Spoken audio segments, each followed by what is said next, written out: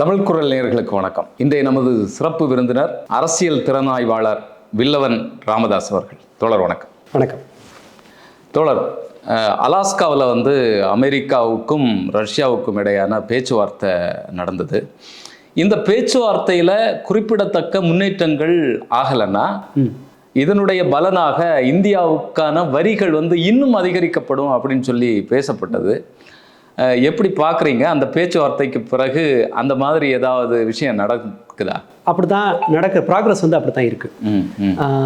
என்னென்னா, பட் இந்தியாவில் இருக்கிற இந்த மோடி ஆதரவு ஊடகங்கள் இதை எப்படி போர்ட்ரேட் பண்ணுறாங்கன்னா, புட்டின் இந்தியாவுக்காக பேசி ஒரு ஃபேவர் பண்ணுற மாதிரி பேசியிருக்காரு. இந்த ப்ராக்ரஸ் இந்தியாவுக்கு சாதகமாக இருக்குங்கிற மாதிரியான அந்த அந்த பஜனை ஊடகவியலாளர்கள் பேசிகிட்டு இருக்காங்க. பட் அதனுடைய ரிசல்ட் அந்த மாதிரி இல்லை. இந்த மாதம் 25லேருந்து 30க்குள்ளே நடக்கிறதா இருந்த இந்திய அமெரிக்காவுடனான வர்த்தக பேச்சுவார்த்தை காரணமே சொல்லாமல் ஒத்தி வச்சுருக்காங்க. அடுத்து இது ஒரு சைன். இது இந்த டேக்ஸை குறைக்கிறது, அந்த டேக்ஸை பற்றின பேச்சுவார்த்தை எதுவும் இல்லை. 27ஆம் தேதி அவன் கூடுதலாக ஒரு 25% டேக்ஸை போட்டுருவாங்கிற மாதிரி தான் இருக்குது. ஏன்னா மற்றவர்களுக்கெல்லாம் கொடுத்த மாதிரியான ஒரு சலுகையோ அதுவோ எதுவுமே பேசலை. அடுத்ததாக ட்ரம்ப் இந்த பேச்சுவார்த்தையில் உக்ரைனோட நிலைமை இருக்குல்ல, அதில் ட்ரம்ப் எடுத்திருக்கிறத பார்த்தீங்கன்னா தெரியும். அது கிட்டத்தட்ட ரஷ்யாவுக்கு ஃபேவரபுளான ஒரு ஸ்டாண்டுக்கு தான் அவங்க போயிருக்காங்க. என்னென்னா, உக்ரைனோட சண்டைக்கான முதல் காரணம் இது. அவர்கள் உக்ரைன் நேட்டோவில் சேரணும் அப்படிங்கிறாங்க. ரஷ்யா நீ நேட்டோவில் சேரக்கூடாதுங்கிறாங்க. நேற்று ட்ரம்ப் என்ன சொல்கிறாருன்னா, ஜெலன்ஸ்கியோட பேச்சுவார்த்தை ஆரம்பிக்கும் முன்பே, ஜெலன்ஸ்கி நம்ம தான் வரணும், பேச்சுவார்த்தைக்கு முன்பே என்ன சொல்கிறாருன்னா 2 கண்டிஷனை போட்டுறாரு. கிரைமியா நீ கேட்கக்கூடாது. ஆமாம், அதை ரஷ்யாவுக்கு கொடுத்துடணும். ஆமாம், கிரைமியா நீ கேட்கக்கூடாது. ரஷ்யா ஏற்கனவே ரஷ்யாட்ட தான். அடுத்ததா, நீ நேட்டோவில் சேர முடியாது. போரே 2-3 வருஷமாக நடந்த போர்.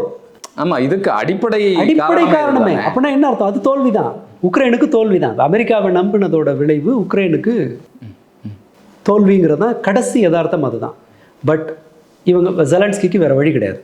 ஏன்னா ஜெலன்ஸ்கி தொழில்நுட்ப ரீதியாகவும் போர் தளவாடங்கள், அந்த பொருளாதார உதவி, இது எல்லாத்துக்கும் பெருமளவு சார்ந்திருக்குது அமெரிக்காவை. ஆனால் தோழர், இப்போ உக்ரைனை பொறுத்த அளவில் அங்கே ஒரு அமெரிக்காவினுடைய கை அங்கே இருக்கிறது தானே இவங்களுக்கு பாதுகாப்பானது. அமெரிக்கா எதிர்பார்க்கறது அது தானே. அங்கே நமக்கு ரஷ்யாவுக்கு எதிரான ஒரு இடத்த நம்ம அங்கே உருவாக்கணும். நேட்டோவில் சேர்ந்தாச்சுன்னு சொன்னால் நம்முடைய தளவாடங்கள் அங்கே போகும், அங்கே ஸ்ட்ராங்காக இருக்கலாம் அப்படின்னு எதிர்பார்க்கறது தானே. அந்த வகையில் அமெரிக்காவுக்கு இது பின்னடைவு இல்லையா? கட்டாயமாக அமெரிக்காவுக்கு இதில் மட்டுமே இல்லை, பல்வேறு விஷயங்களில் ட்ரம்ப் இருக்கிறது என்ன இருக்குன்னு சொன்னால், சீனா உலகின் சூப்பர் பவர் ஆகிறதுக்கான வேகத்தை ட்ரம்ப் ஆம்பிளிஃபை பண்ணியிருக்கார். அதை விரைவுபடுத்தியிருக்கார். நீ ஒன்று மற்ற நாடுகளை உன்னை மதிக்க மாட்டேயா, இங்கே தென் அமெரிக்க நாடுகள்லாம் சரியாகட்டும், மற்றவர்களாகட்டும், இப்போ சவுதி அரேபியா அந்த பெட்ரோடாலர் இதுலேருந்து வெளியில் வர மாதிரியான நடவடிக்கைகள்லாம் தெரியுது. ஒரு பிரிக்ஸ் கரன்சிக்கான பேச்சுவார்த்தை நடக்குது. இது எல்லாமே சொல்கிறது என்னன்னு சொன்னால், இனி அமெரிக்காவை அண்டி இருந்து பிரயோஜனம் இல்லை அப்படிங்கிற நிலைமைக்கு, அல்லது அமெரிக்காவுக்கு பயப்பட வேணாங்கிற நிலைக்கு மற்ற நாடுகளை நகர்த்தியிருக்கு. பல நாடுகளை நகர்த்தியிருக்கு. அமெரிக்காவுக்கு உள்ளேயே கூட அவர்களுடைய அந்த பொருளாதார பிடி இருக்கு இல்லையா, அந்த ஹோல்டு கீழே போய்கிட்டே இருக்குது. உள்ளூரில் பொருட்கள் விலையேறது, இது எல்லாமே ஓவராலாக பார்க்கும்போது ட்ரம்ப் தன்னை முன்னிலைப்படுத்துறதன் விளைவாக அவர் என்ன பண்ணுறாருன்னா, அமெரிக்காவினுடைய அந்த அந்த முரட்டு வலு இருக்கு இல்லையா, அதை டெஸ்ட்ராய் பண்ண ஆரம்பிச்சிருக்காரு. ஓகே, அது பிரிக்ஸை பொறுத்தளவில் இந்தியா ஏற்கனவே பின்வாங்குச்சு. அந்த காயின் உருவாக்கத்துலேருந்து நாங்கள் அதை எதுவுமே பண்ணலை அப்படின்னு சொல்லி மறுபடியும் அதுக்கான ஆலோசனைகள் நடக்க, அதை உருவாக்குறதுக்கான வேலைகள் நடக்குது. பிரிக்ஸ் சைனா, ரஷ்யா, மற்றவர்களுக்கு பண்ணலாம். ஆனால் எனக்கு தெரிஞ்சு அந்த பிரிக்ஸ் கரன்சியில் இந்தியா பங்கேற்கும்னு நான் நம்பலை. அப்படி அமெரிக்காவை முழுக்க பகைத்து கொள்கிற அளவுக்கான ஒரு ஸ்டெப்பை 100% உறுதியாக நரேந்திர மோடியால் எடுக்க முடியாது. அது உறுதி. ஏன்னா அவங்க நண்பர்களோட நலன்கிறது மற்ற எல்லாவற்றையும் விட அவருக்கு ரொம்ப முக்கியம். அதனால் அவர் அந்த மாதிரியான ஒரு ஸ்டேஜுக்கு போகவும் மாட்டார். அப்படின்னு தான் நான் நம்புகிறேன். 100% அப்படி தான் அவங்க செய்வாங்க. அவர்களுடைய முந்தைய வரலாறும் அப்படி தான் இருக்குது. பட் அந்த பிரிக்ஸ் நாடுகள் ஒரு அட்வான்டேஜ் எடுக்குமா, அவங்க அவர்கள் வந்து ஒரு வலுவான ஒரு கூட்டணி அமைவாங்களான்னா அதற்கு சாத்தியம் நிறைய பேர். ஏன்னா ஆல்ரெடி ரஷ்யா சைனா வந்து ஒரு க்ளோஸ் ரிலேஷன்ஷிப்பில் தான் இருக்கிறாங்க. மற்ற நாடுகள் கூட இந்த பிரிக்ஸில் இருக்க மற்ற நாடுகளும் இவங்களை நம்பி இருக்கிறது பெட்டருங்கிற ஒரு நிலைமைக்கு போகலான்றதுனால பிரிக்ஸ் வலுவாகும். பட் பிரிக்ஸ் கரன்சிக்கு இந்தியா ஒத்துழைக்கும் அப்படின்னு நான் நம்பலை. அது மட்டுமே இல்லை, கூடுதலாகவே இந்தியாவுக்கு இருக்கிற வேற ஒரு நெருக்கடின்னு பார்த்தீங்கன்னு சொன்னால் இந்தியாவினுடைய ஏற்றுமதி முழுக்கவே பெருமளவு அமெரிக்காவை சார்ந்திருக்கு. சின்ன உதாரணம் பார்க்கலாம். டெக்ஸ்டைல் எக்ஸ்போர்ட் இருக்குல்ல, அது அமெரிக்காவுக்கு போகிற எக்ஸ்போர்ட்டுக்கும் அமெரிக்காவை அடுத்து இருக்கிற 5 நாடு இருக்குல்ல, நம்ம அதிகபட்ச எக்ஸ்போர்ட்டு வரிசையாக ஒரு 5-6 நாடு போட்டோம்னு வச்சுக்கோங்களேன், அமெரிக்காவோட எக்ஸ்போர்ட்டையும் அடுத்து இருக்கிற 5 நாடுகளோட எக்ஸ்போர்ட் வேல்யூவையும் கனெக்ட் பண்ணிங்கன்னா அந்த 5 நாட்டையும் சேர்த்து வர்ற வேல்யூ வந்து குறைவு. அமெரிக்காவுக்கு மட்டும்தான் நம்ம அதிகமாக எக்ஸ்போர்ட் பண்ணுறோம். டெக்ஸ்டைல் இண்டஸ்ட்ரி 33%, 30-33% வந்து அமெரிக்காவை சார்ந்திருக்கு. இந்த ஜுவல்லரி, ஆர்டிஃபிஷியல் ஜெம்ஸ், இந்த ஜுவல்லரி இதெல்லாமே அவங்கள சார்ந்து தான் இருக்குது. சீ ஃபுட்டு அவங்களோட ரோல் தான் அதிகம். ஃபார்மசூட்டிக்கல்ஸ், கெமிக்கல்ஸ் அமெரிக்காவுக்கு தான் அதிகம். அதுக்கே இப்போ வந்து நாங்கள் வந்து வரி விதிக்க போகிறோம் அப்படின்னு சொல்லி ஒரு பேச்சு இப்போ போட்டாங்க, 25% போட்டாங்க. 25% அதுக்கெல்லாம் போட்டாங்க. அந்த அபராதம் இருக்குல்ல, வர 27ஆம் தேதியிலேருந்து அபராதம் 25%. என்ன எதிர்பார்த்தாங்கன்னா அபராதத்துக்கு ஒரு ஒத்தி போட வாய்ப்பு இருக்குங்கிற மாதிரி ஒரு நிலைமை யோசிச்சிருப்பாங்கன்னு நினைக்கிறேன். ஆனால் இந்த பேச்சுவார்த்தையை வந்து காரணமே சொல்லாமல் விட்ரா பண்ணது இருக்குல்ல, இது கொடுக்குற இது என்னன்னு சொன்னால் சைன் என்னென்னா அவங்க சாமானியத்தில் இறங்கி வர மாட்டாங்கங்கிறதான். இல்லை, இது ஒரு மரியாதை நடத்தாத மாதிரில இருக்குது இந்தியாவை. சந்தேகமே. வீட்டில் மனைவிட்ட சண்டை போட்டுட்டு வெளியில வந்து யாரையாவது அடிக்கிறது இருக்குல்ல, அது மாதிரி வந்து இந்தியாவை ட்ரீட் பண்றது ரொம்ப ரொம்ப மோசமான விஷயமா இருக்கு. அப்படிதான் இருக்கு. ஆனா இவங்க செஞ்சது தானே. இப்போ நரேந்திர மோடி இவர்கள் இந்த சர்வாதிகாரிகள்லாம் வந்து என்ன அவங்க செய்யறது தானே. யார் அடிக்க முடியுமோ அவனை அடிச்சு தானே தன்னை வீரத்தை காட்டினாங்க.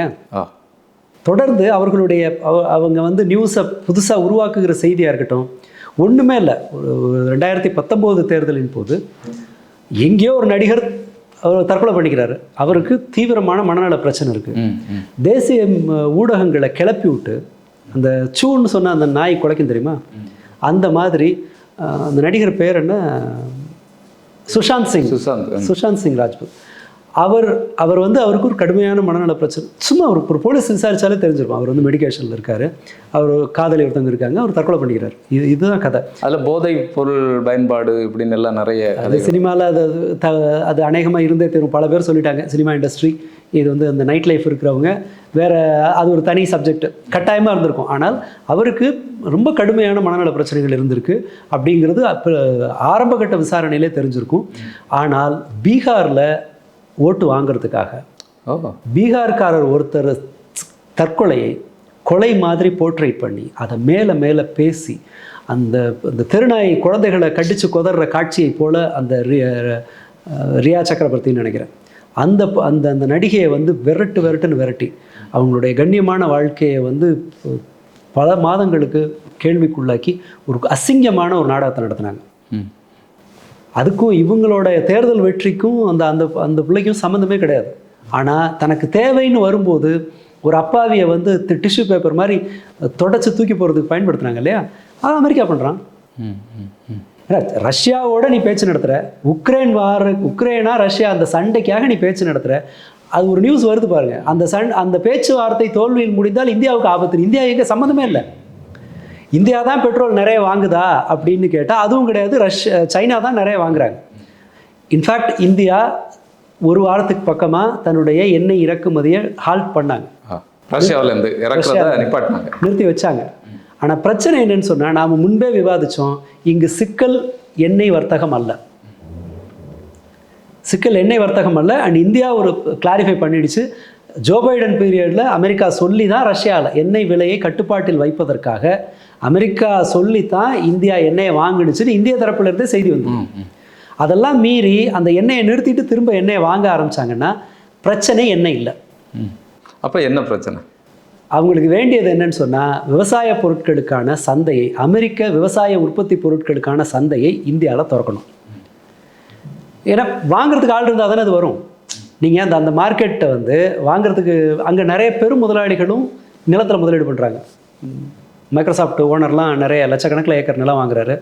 அங்கே பெரிய அளவில் ஒரு கார்ப்பரேட் ஸ்டைலில் ஃபார்மிங் நடக்கும். மாட்டு பண்ணையே அப்படி தான் நடக்கும். இல்லை அங்கே இப்போ நான் கேட்குறது, அங்கே வந்து இந்த விவசாய பொருட்கள் தேங்கக்கூடிய இது கட்டாயம். ஆமாம், சைனா வந்து நிறுத்திட்டாங்க, சோயாபீன்ஸ் வாங்குறது நிறுத்திட்டாங்க. சோயாபீன்ஸ் எண்ணெய் எடுத்துகிட்டு சோயாபீன்ஸ் இந்த புண்ணாக்கு அங்கே பன்றிகளுக்கு உணவாக போடுற பழக்கம் இருந்தது, மற்ற பொருட்கள் செஞ்சுட்டு இருந்தாங்க.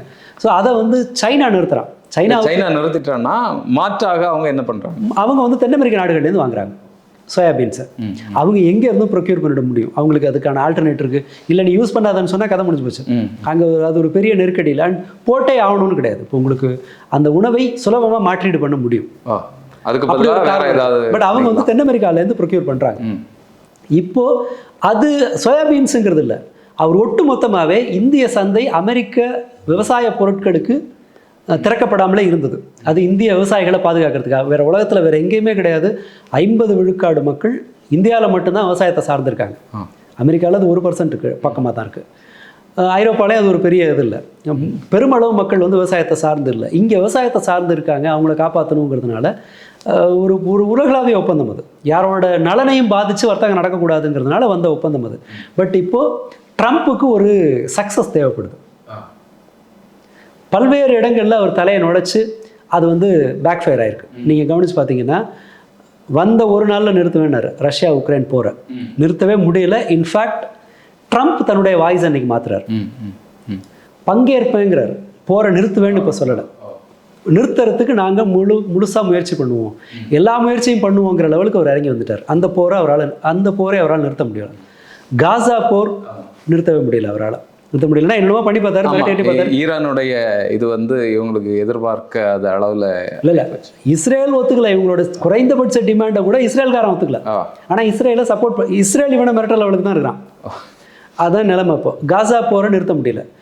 மற்ற விஷயங்களை அவரால் செய்ய முடியல. உள்நாட்டில் வந்து வேலைவாய்ப்பை அதிகரிப்பேன்னு அவர் சொன்னார், விலைவாசியை குறைப்பேன்னு சொன்னார், நடக்கலை. அங்கே அமெரிக்காவில் வந்து விலைவாசி ஏறிக்கிட்டு இருக்கு, சின்ன சின்ன கடைகள் மூடிட்டு இருக்காங்க. ஸோ தொட்ட இடத்துல எல்லாம் அவர் தோத்துக்கிட்டே இருக்கார். இப்போது அவருக்கு வேண்டியது என்னன்னு சொன்னால் பெருசாக காட்டிக்கிறதுக்கு ஒரு வெற்றி. இந்தியா பாகிஸ்தான் போரை நான் தான் நிறுத்தினேன் அப்படின்னு சொன்னார். பட் இந்த இடத்துல தான் பிரச்சனை 2 பேருக்கு என்ன ஆரம்பிக்குதுன்னா, அது மோடிக்கு மூலதனம். அது அவர் வந்து மோடியோட ஒரு அடிமடியில் கை வைக்கிற வேலை. அது மோடியினுடைய மூலதனத்தை அவர் கேட்குறாரு. ஒரே பொண்ணை 2 பேர் லவ் பண்ணுற மாதிரி தான். ஆமாம், நீ எதுவும் பண்ணல, நான் தான் எல்லாம் பண்ணிட்டு இருக்கேன். க்ளோஸ் ஃப்ரெண்ட் 2 பேர் ஒரு பொண்ணை இது பண்ணுறதுனா ஒருத்தர் தான் கல்யாணம் பண்ணி முடியுங்கிற நிலைமைங்கிற மாதிரி. இது என்னாச்சுன்னு சொன்னால் இந்த வெற்றி யாரோ ஒருத்தர் சொந்தம் கொண்டாட வேண்டியதுங்கிற நெருக்கடி வரும்போது மோடியால் அதுக்கு இணங்கி போக முடியல. அதுவும் அவருக்கு ஃபெயிலியராக போச்சு.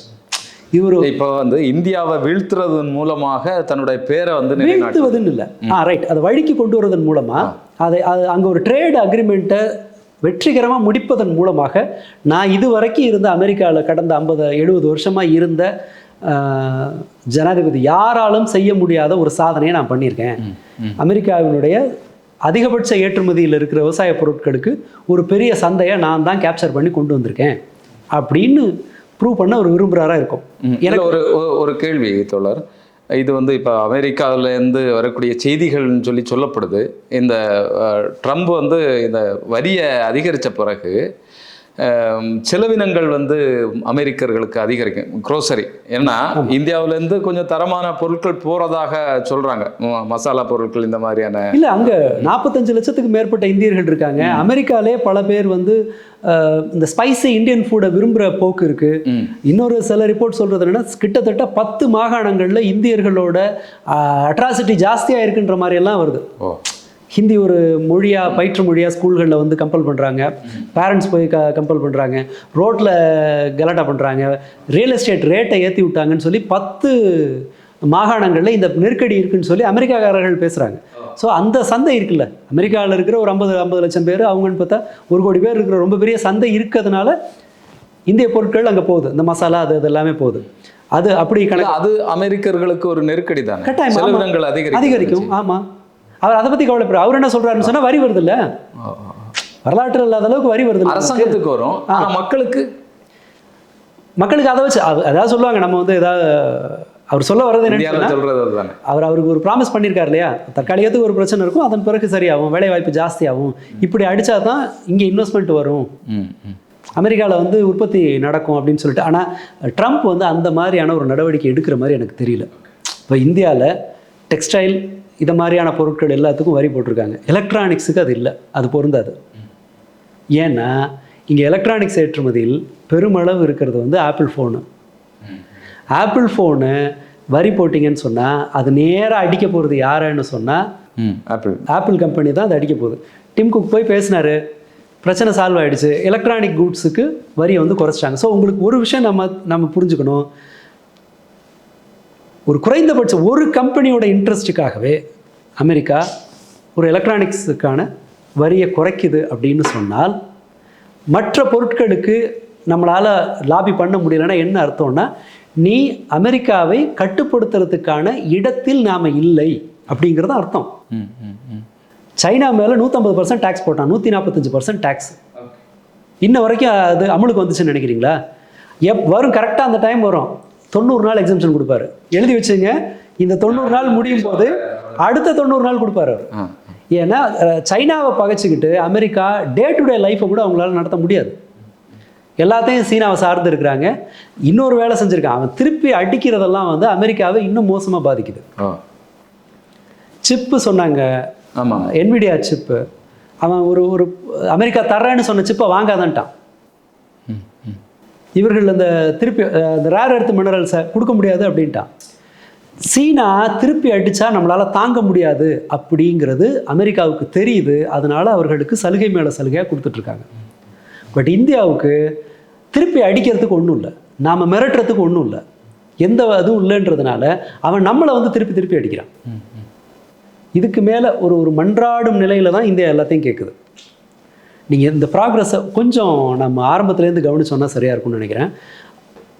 ட்ரம்ப் சொல்கிறாரு, வரி உலகளாவிய அளவில் இந்த நியாயமற்ற வர்த்தகத்தில் ஈடுபடுகிற எல்லார் மேலேயும் நான் டேக்ஸ் போட போகிறேன் அப்படின்னு ஒரு பேச்சாக சொன்னார்.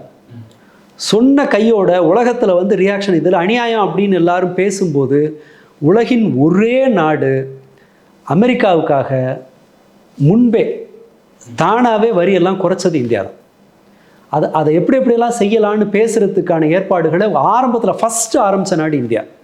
அமெரிக்காவிலிருந்து இராணுவ ரீதியிலானது, தொழில்நுட்ப ரீதியாக இன்னும் எதெல்லாம் இறக்குமதி பண்ண முடியுமோ எல்லாத்துக்கும் தயாரான நாடு இந்தியா. இப்படி வந்து ஆரம்பித்த நிலைமையில் ஜூன் வரைக்கும் அது போய் ஜூலை மாதத்தில் இது கம்ப்ளீட்டாக ஸ்டாண்ட் ஸ்டில் ஆகி ரிவர்ஸில் போகுது.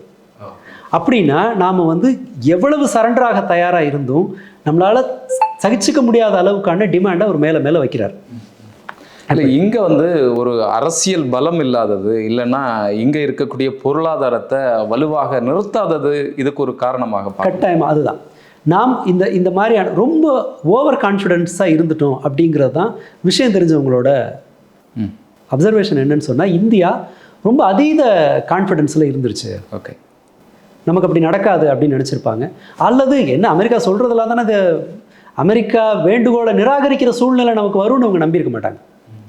அதை விட முக்கியம், இங்கே மோடியினுடைய தனிப்பட்ட நலனை பார்த்துக்கிட்டா போதுங்கிற நிர்பந்தம் இருக்குது. சாரி, அந்த ஒரு சலுகை இருக்குது பியூரோக்ராட்ஸ்கள், அந்த அதிகாரிகளுக்கு, எக்ஸ்டர்னல் அஃபேர்ஸ் மினிஸ்ட்ரிக்கு, காமர்ஸ் மினிஸ்ட்ரி, இவர்கள் எல்லோருக்கும் நிர்பந்தம் என்னன்னு சொன்னால், நாட்டுக்காக நீ எதையும் செய்யறதுக்கெல்லாம் அவசியம் இல்லை, எந்த ஒரு பிரச்சனையாக இருந்தாலும் இருக்கிற மீடியா வச்சு பண்ண முடியும். ஒரு நோம் சாம்ஸ்கியோட ஒரு கண்டுபிடிப்பு ஒன்று உண்டு, மேனுஃபேக்சரிங் கன்சன்ட்னு சொல்லி. நீங்கள் பொதுக்கருத்தை உற்பத்தி பண்ணலாம். கரெக்டாக மீடியாவை கண்ட்ரோல் பண்ணிங்கன்னா, மீடியாவை கண்ட்ரோல் பண்ணி மற்ற இன்ஸ்டியூட் எல்லாத்தையும் கையில் வச்சுருந்தீங்கன்னு சொன்னால் உங்களால் ஒரு பொதுக்கருத்தை உற்பத்தி பண்ணிட முடியும். அந்த அசாத்திய நம்பிக்கையில் இவங்க என்ன பண்ணிட்டாங்கன்னு சொன்னால், இப்படி ஒரு நெருக்கடி வரும்னு இவங்க எதிர்பார்க்கல. பட் அந்த விவசாய பொருட்கள் இறக்குமதியில் இருக்கிற ப்ராக்டிக்கல் டிஃபிகல்ட்டி இவங்களுக்கு பெரிய தடையாக இருக்குது. இந்தியாவில் 70 கோடி மக்கள், 700 மில்லியன் விவசாயத்தை நம்பியிருக்காங்க. விவசாயத்தை நம்பி இருக்கிறதுனால நீங்கள் அந்த விவசாய பொருட்கள் இறக்குமதின்னு சொன்னால் அது ரொம்ப மோசமான அண்ட்ரஸ்ட்டை உருவாக்கும் அப்படிங்கிற நிலைமையில் இவங்க இருக்காங்க. இதனால் வந்து அந்த கோரிக்கையை இந்தியாவால் ஏற்றுக்கவே முடியலை. அப்படி அந்த கோரிக்கையை ஏற்றுக்கொள்வார் என்றால் மோடி, நண்பர்களை காப்பாற்றுறதுக்காக அந்த கோரிக்கையை ஏற்றுக்கிட்டா ஆர்எஸ்எஸ்ஸால் கடை நடத்த முடியாதாங்க நார்த்தில். அது ஒரு பெரிய நெருக்கடியாகும். ஆல்ரெடி இந்தியா இந்த டேரிஃப் இருக்குல்ல, இந்த டேரிஃபோட இம்பேக்டை நம்மளால் தாங்க முடியாது. யதார்த்தம் அதுதான். சுமார் 4 கோடி மக்கள் டெக்ஸ்டைல் இண்டஸ்ட்ரியை சார்ந்திருக்காங்க. அந்த டெக்ஸ்டைல் இண்டஸ்ட்ரியோட எக்ஸ்போர்ட்டு 1/3 எக்ஸ்போர்ட் அமெரிக்காவை சார்ந்திருக்கு. இந்த 33-34% வீழ்ச்சியை, இந்த தொழிற்சாலைகளை நீங்கள் மற்ற நாடுகளுக்கு எக்ஸ்போர்ட் பண்ணி காம்பன்சேட் பண்ணவே முடியாது. நான் உங்களுக்கு முன்பே சொன்னேன், அமெரிக்காவுக்கு அடுத்து இருக்கிற 5 நாடுகளுடைய ஒட்டுமொத்த ஏற்றுமதி மதிப்பை நீங்கள் கணக்கு போட்டால் அமெரிக்காவை விட கம்மி. இதே தான் சீ ஃபுட்டுக்கு, இதே தான் ஜுவல்லரிக்கு, இதே தான் மேடப்ஸுக்கு, ஃபர்னிச்சர் உட்பட எல்லாத்துக்கும் இந்த நெருக்கடி இருக்குங்கிறதுனால இதில் 4.5 கோடி நீங்கள் கனெக்ட் பண்ணிட்டே வாங்களேன். ஐடி செக்டார் பிரச்சனையில் இருக்குது. சுமார் 65 லட்சம் பேர் வேலை பார்க்குற ஐடி செக்டார் இந்தியாவில் ஓரளவுக்கு கண்ணியமான வருவாய் இருக்கிற பிரிவு அது. 10 வருஷம் 12 வருஷம் வேலை பார்த்தவங்களாம் வெளியில் எடுக்கிறாங்க. அது அடுத்த 1-2 வருடங்களில் குறைந்தபட்சம் 10% ஆட்கள் வெளியில் அனுப்பப்பட போகிறாங்க. அது எல்லாரும் கிட்டத்தட்ட ஒத்துக்கிட்டாங்க. கால் சென்டர் வேலைகள் பிலிப்பைன்ஸ் பக்கம், அந்த பக்கம் இந்திய முதலாளிகள் அங்கே போய் நடத்துகிறாங்க, அந்த பக்கம் நகருது. சீ ஃபுட் இண்டஸ்ட்ரி ஆல்ரெடி அடி வாங்க ஆரம்பிச்சிருச்சு. நம்மளை விட குறைவான அதுக்கு நம்மளோட காம்படிட்டர்ஸ் எல்லாரும் நம்மளை விட ரொம்ப குறைவான வரி விகிதத்தில் இருக்காங்க. 19%, 20%. இன்னொன்று இந்தியாவுக்கு வர்ற அந்த அபராத வரி 25% இருக்குல்ல, அதெல்லாம் சேர்த்திங்கன்னா டெக்ஸ்டைலுக்கு 63% வரும். அதனால் இந்த இவர்கள் 4.5 கோடி டெக்ஸ்டைல், 65 லட்சம் ஐடி, சுமார் 50 லட்சம் பேர் வேலை பார்க்குற இந்த ஜுவல்லரி, ஆர்டிஃபிஷியல் டைமண்ட், இந்த இண்டஸ்ட்ரி ஒன்று மாட்ட போகுது. கெமிக்கல் இண்டஸ்ட்ரி நீங்கள் கணக்கு போட்டு பார்த்தீங்கன்னா இவர்கள் எல்லாருமே இந்த அத்தனை பேரோட கூட்டுத்தொகையை பார்த்தீங்கன்னா இது ஒரு பெருந்தொகையான மக்களுக்கு. இப்போது 65 லட்சம் பேர் ஐடியில் வேலை பார்க்குறாங்கன்னா அது 65 லட்சம் குடும்பம். 4 கோடி மக்கள் டெக்ஸ்டைலில் வேலை பார்க்குறாங்கன்னா 4 கோடி குடும்பம். அந்த 4 கோடி குடும்பத்துக்கும் இந்தியாவில் விளையிற பருத்தியோட ஒரு நேரடி தொடர்பு இருக்குது. அந்த விவசாயிகள் தொடர்பு இருக்கக்கூடிய. ஸோ இதோட சைஸை வந்து நீங்கள் கணக்கு பார்த்தீங்கன்னு சொன்னால் சரிபாதி மக்களை நேரடியாக அது பாதிக்கும். பாதி மக்களை நேரடியாக பாதிக்குங்கும்போது இவங்க ரொம்ப பெருமையாக பேசுகிற இன்னொரு விஷயம் இருக்குது. 60% ஜிடிபி, இந்தியாவினுடைய ஜிடிபி வந்து உள்நாட்டு நுகர்வை சார்ந்திருக்கு அப்படின்னு சொல்லி, அதனால் எக்ஸ்போர்ட் பாதிக்கப்படுறது இந்தியாவினுடைய பொருளாதாரத்தை பெருசாக பாதிக்காது அப்படிங்கிறாங்க. பட் 0.8% ஜிடிபியில் இது வந்து அதை காலி பண்ணும். அதற்கான தகுதி இந்த ஏற்றுமதி சரிவுக்கு இருக்குது. இப்படி யோசித்து பார்த்தோன்னு சொன்னால் இந்த சைஸை கணக்கு போட்டிங்கன்னா அது எண்ட்லெஸ். அது அந்த பேனிக்கை ஒன்றுமே பண்ண முடியாது. அடுத்ததாக நீங்கள் அகமதாபாத்துங்கிற நகரம், ஒரு முழு நகரமும் ஜுவல்லரி எக்ஸ்போர்ட்டை சார்ந்திருக்கு. இந்த வைரம், செயற்கை வைரங்களை சார்ந்திருக்கு. தமிழ்நாட்டிலே வெவ்வேறு இடங்கள் இருக்குது. திருப்பூருங்கிற ஒரு நகரம் முழுக்கவே ஏற்றுமதியை சார்ந்திருக்கு. இந்த மாதிரி ஒவ்வொரு இடத்துலையும் ஒரு இது இருக்குது. அண்ட் ஆட்டோமொபைல் ஸ்பேர் பார்ட்ஸ் இந்தியாவிலேருந்து நிறைய எக்ஸ்போர்ட் ஆகுது. அதுவும் இந்த டேக்ஸ் தமிழ்நாட்டில் கூட இருக்குது, பேர்டனுக்குள்ளே இருக்குது. ஸோ இவங்க எந்த சைடும் எஸ்கேப் ஆக முடியாத மாதிரி எல்லா திசையிலும் சுற்றி வளைக்கப்பட்டிருக்கு இந்திய பொருளாதாரம். அதுக்காகத்தான் இப்போ ஜிஎஸ்டியை வந்து குறைக்கலான்னு மகாராஜா ஏன் முடிவுக்கு வர்றாருன்னா, இனி ஒன்றும் பண்ண முடியாதுங்கிற சூழ்நிலையை கிட்டத்தட்ட கொண்டு போயிட்டாங்கன்னு அர்த்தம். உங்களுடைய நேரத்துக்கும் கருத்துக்களுக்கும் நன்றி.